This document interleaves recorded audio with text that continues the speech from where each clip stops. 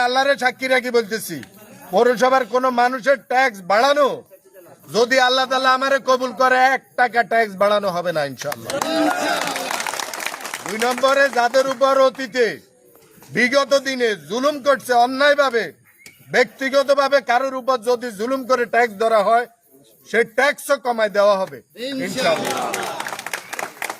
আমি মেয়র হইবে না হই, মেয়র বানানেওয়ালা আমি মনে করি একমাত্র আল্লাহ। আল্লাহ তাআলা নাই থেকে বানা, আল্লাহ তাআলা বানাইতে কোনো সুরত লাগে না।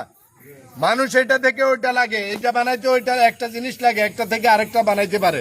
মানুষ নতুন করে কোনো জিনিস বানাইতে পারে না।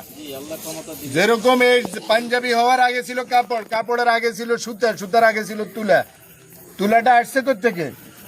আল্লাহ তাআলার পক্ষ থেকে। এজন্য মানুষ একটা থেকে আরেকটা বানাইতে পারে, মানুষ নিজে কোনো কিছু বানাইতে পারে না। তা আল্লাহ তাআলা নাই থেকে বানায়। আল্লাহ তাআলা যদি আমাকে বানায়, আমার নিয়ত আছে যে কোনো মানুষের উপর এরকম, আমি একটা সাধারণ হুন্ডার উপর হুন্ডা নিয়ে চলাফেরা করি, আমার এটাও নিয়ত আছে। আপনারা সবাই সাক্ষী থাকিয়েন, লক্ষ্মীপুর পৌরসভাতে যে গাড়ি আছে ওই গাড়ি নিয়ে পৌরসভাতে আমি চলাফেরা করবো না ইনশাআল্লাহ, যদি আমার আল্লাহ তাআলা করে। আমি এই হুন্ডা নিয়ে চলাফেরা করব।